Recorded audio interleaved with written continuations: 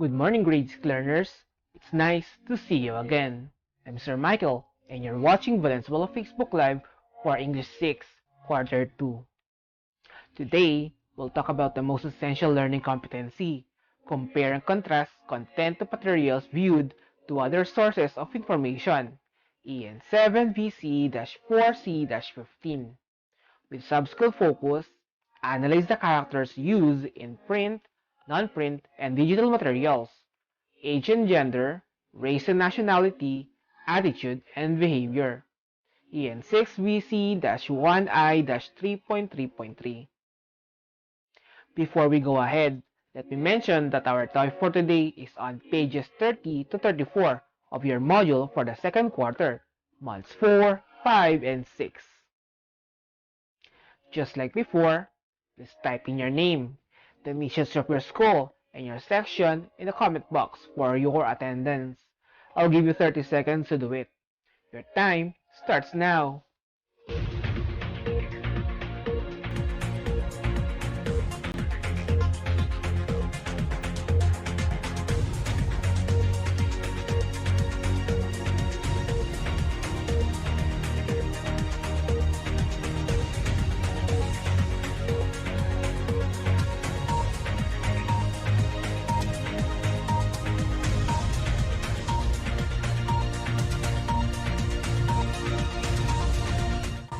So, if you're ready, get your paper and pen. Sit up straight. Listen carefully and let's start our class today. Hello. Let us start our lesson today by guessing some characters from various stories. I have split their photo into 16 pieces. Let me know how good you are with this. You have 10 seconds to guess who they are. Are you ready? Let us start. Number 1. The first character in our guessing game is this. This character wears a mask to help people in his community. Do you know who this character is? Type your answer in the comment box.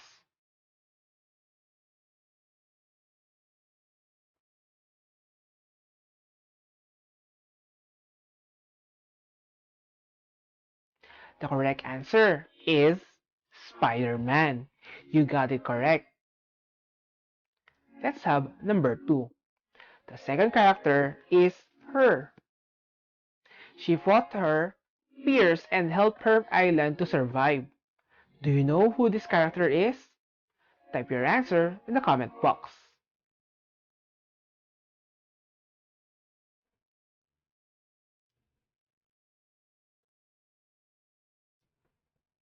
The correct answer is Moana. I knew you could do it. Very good. Let's have number 3. The third character is this boy. He has a good friend and together sailed on various adventures along the Mississippi River. Do you know who this character is? Type your answer in the comment box.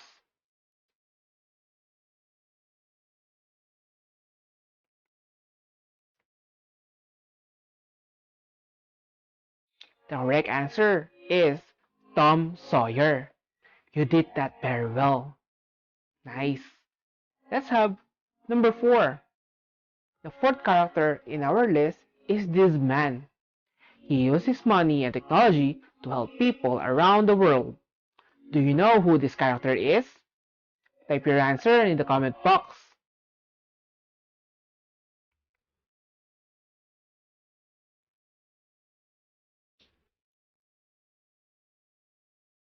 The correct answer is Iron Man. You figured that out fast. Cool. Let's have number 5. The fifth and the final character in our game is this. He is an average schoolboy who is always being bullied by his mean classmates. But with the help of his friend, who is a robot, they can always get a fun adventure. Do you know who this character is? Type your answer in the comment box.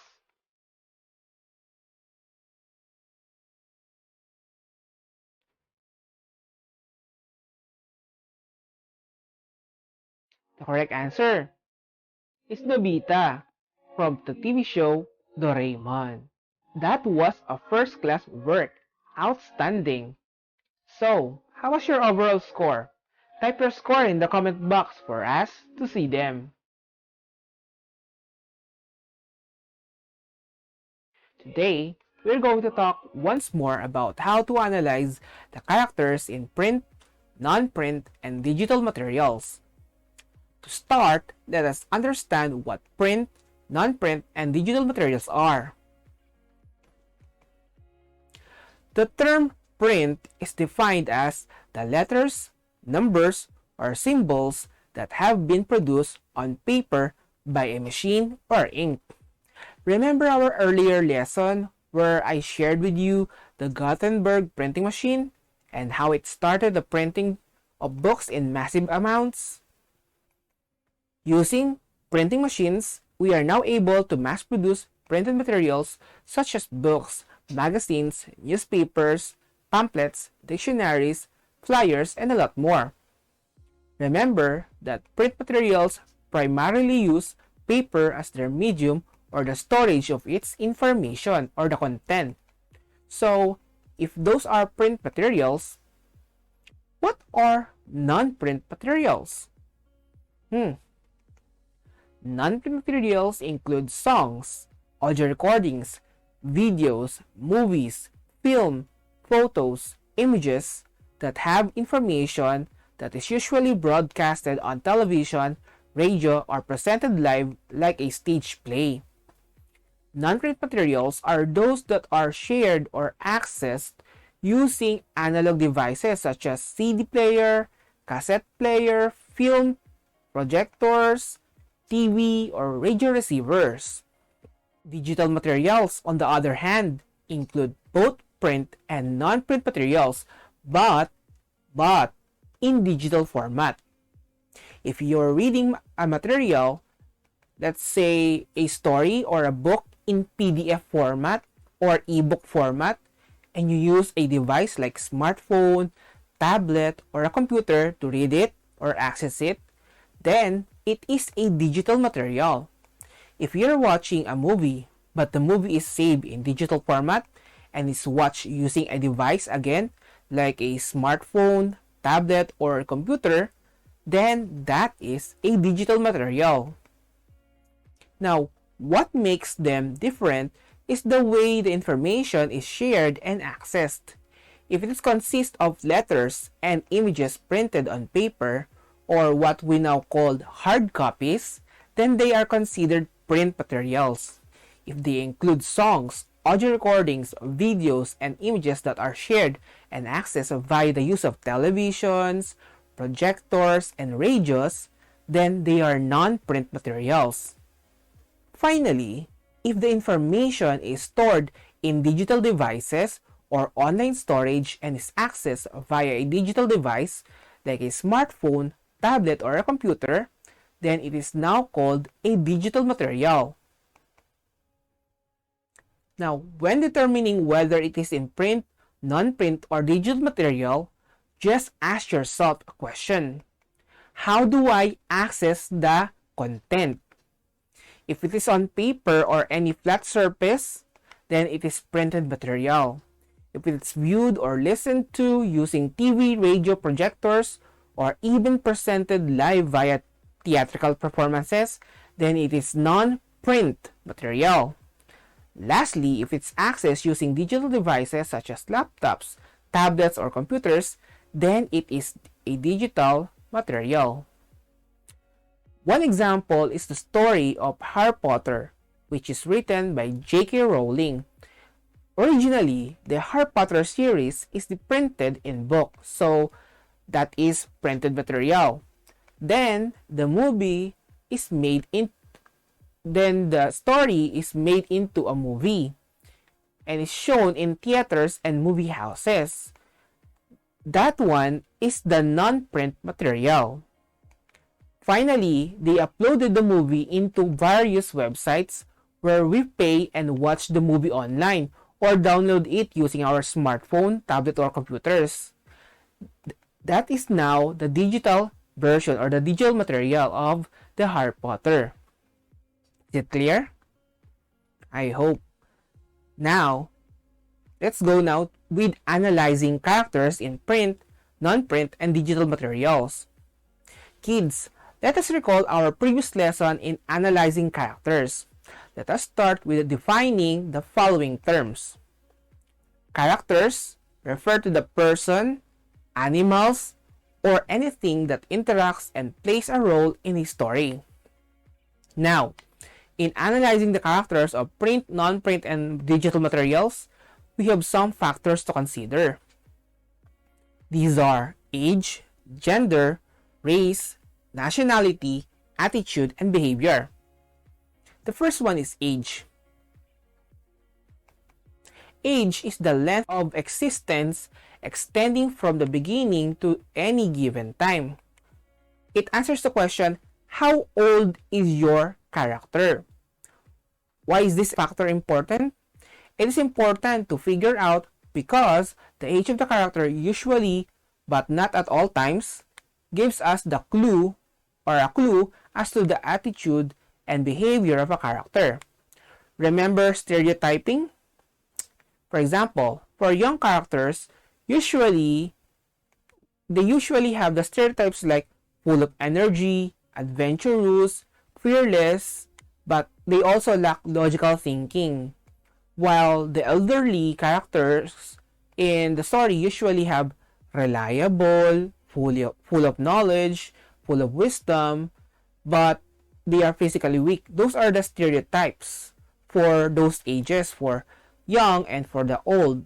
Again, these are just stereotypes or common attributes that we can associate with the age of a character.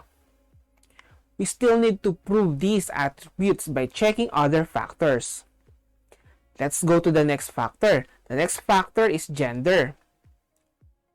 Gender is the behavioral, cultural, or psychological traits typically associated with one sex. Do you still remember the various Disney movies? Snow White, Cinderella, Beauty and the Beast, etc. What they have in common is that the lead female character usually needs help from their Prince Charming. These are usually gender-assigned roles. Again, they are just the norms or stereotypes. They are not the rules in writing stories. A prince can also be rescued by a princess. Well, it simply depends on the writer of the story. The third factor is race. The race is a group of people sharing cultural, geographical, linguistic, or religious origin or background. These are the attributes that we can associate with a group of people sharing the same race. For example, Filipinos are known worldwide for being hospitable. We are a friendly race. We like being with other kinds of people. That is a Filipino trait. Japanese, on the other hand, are known for their on-time work habits and for being hardworking people. So these are some of the common attributes that we can associate with the race of people. The fourth factor is nationality. While nationality and race are quite confusing, nationality refers to the country of citizenship of an individual. Citizenship can be attributed to many things that a character can be known for. As an example, before, many Filipinas would want to marry a Kano or an American because they believe that American citizenship could bring them out of poverty, as Americans are known for wealth and prestige. Another example is the belief that French people are the most fashionable and artistic people in the world because of Paris, the capital of France, is known for being the arts capital of the world. Lastly, the United Kingdom is known for royalties like kings, queens, princes, princesses, dukes, and duchesses. Okay, now the fifth factor in analyzing a character is attitude. Attitude stands for how a person thinks or feels about someone or something. Is the character friendly or fearsome? Merciful or merciless? brave or fearful, heroic or coward. Remember Iron Man? He is known for being arrogant and boastful, but he is also known as smart, wise, helpful, and a loving person. Okay, the sixth and the last factor in analyzing a character is behavior. Behavior stands for an individual's reaction to a particular action, person, or environment. Ask what the character would do and how would he or she react to a situation. Would he be helpful? Would he care? Would the character back down from the challenge? Would the character hide when faced with an enemy? This is behavior, an individual's reaction to a particular action, person, or environment. Now try this. Okay? For a simple activity today, let's try to analyze the character of a famous character who has appeared in print, non-print, or movie and digital materials. Let's talk again about Harry Potter.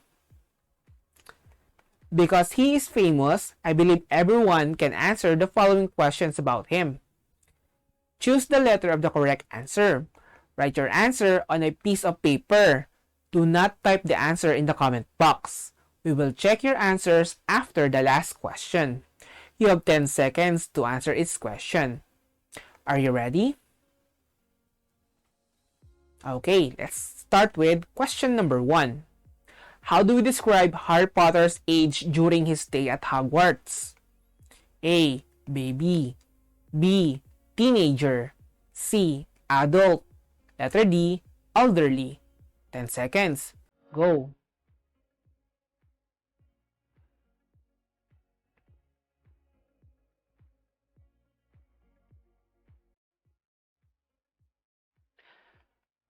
Question number 2.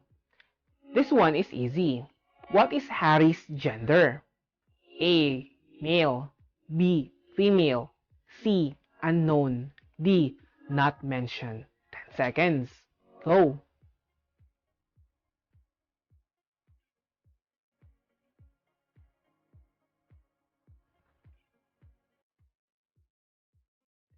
Question number 3. This one is interesting. To what race does Harry Potter belong? A. Muggleborns. B. Americans. C. British. D. Wizards. 10 seconds. Go.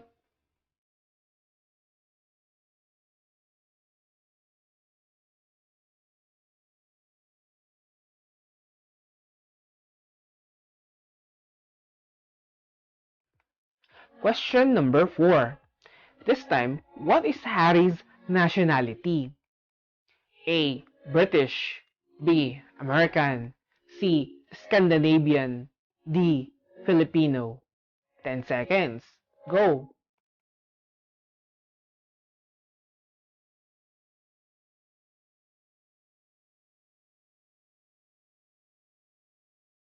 Question number 5.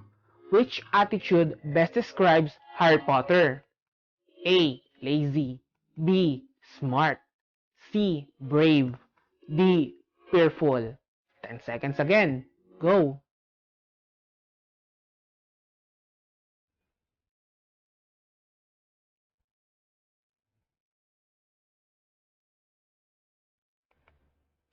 For our last question. Question number 6. Which behavior is best shown by Harry Potter when his friends are in trouble? A. Concerned. B. Calm. C. Scared. D. Unmotivated. 10.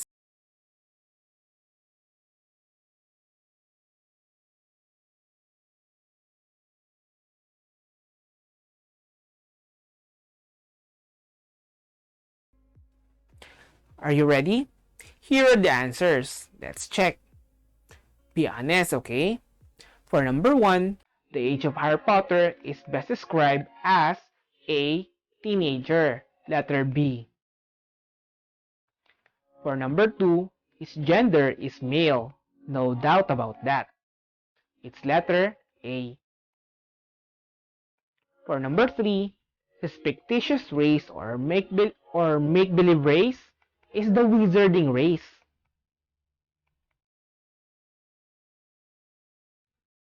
That's letter D. For number 4, his nationality, he is British because he was born and lived in the United Kingdom. That's letter A. By the way, for those who do not know, people who are citizens of the United Kingdom are called Britons or British nationals. For number 5, his attitude when his friends are troubled is best described by the letter A, concerned. That is because he cares for them. How is your score? Type your score in the comment section. You did well today. Well done. If you have reached this part of the lesson, press the heart button to tell us that you're still there. Congratulations!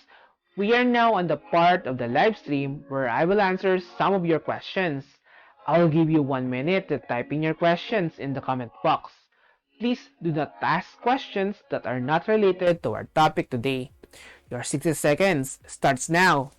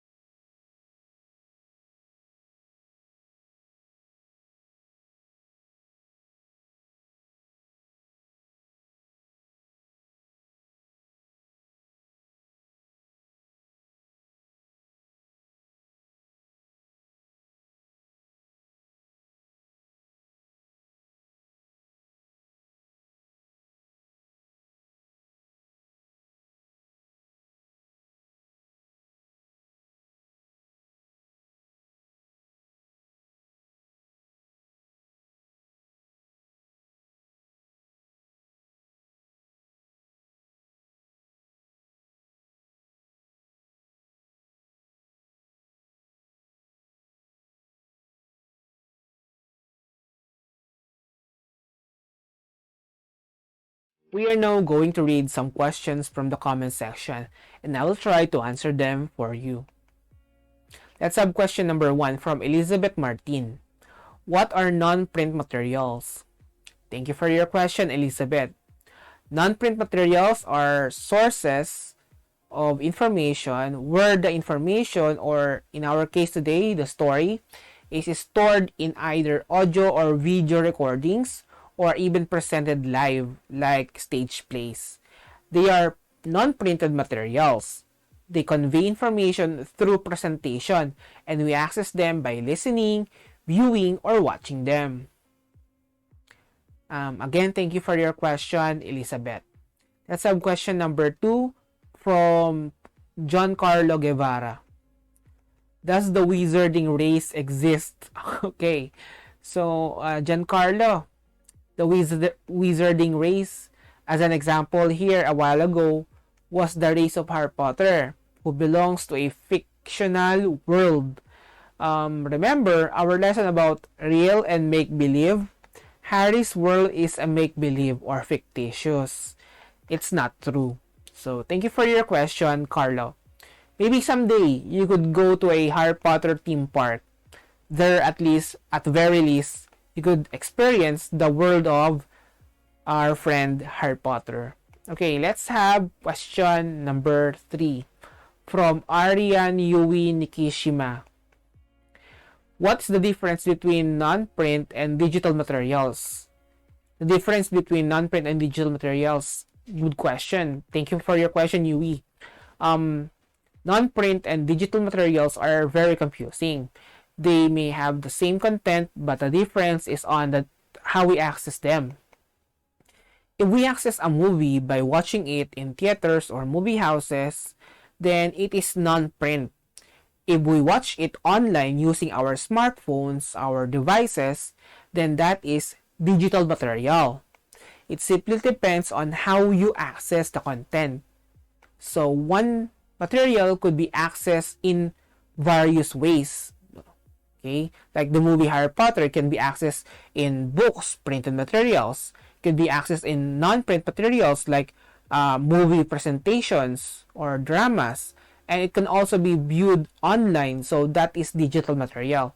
So several materials or content can be accessed through various means. So you just need to ask yourself, where are you going to use, or where are you going to view that movie or content? So that's how you characterize or categorize them depending on their category.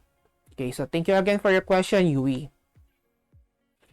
Now, I would like to thank all of you for your participation and all your questions. Just keep on asking. Remember that learning starts in asking questions. May I remind you that tomorrow you will have a follow-up discussion with your English teacher, so you can ask all your questions and clarify your ideas with them. So don't forget to participate tomorrow. May I also remind you to browse your self-learning modules in English 6. Today's lesson is on pages 30 to 34 of your module. To all my fellow English teachers watching, if you want a copy of my PowerPoint presentation for this topic, you can download it using the link that you can see on the board.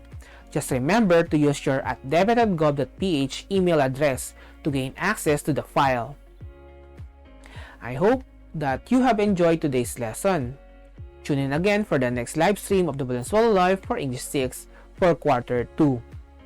Again, as our Secretary of Education, Leonor Briones, mentioned, in any situation, learning must continue. Stay home, stay safe, and God bless us all. This is Sir Michael, your live streaming teacher for Valenzuela Live in English 6, saying thank you and have a great day.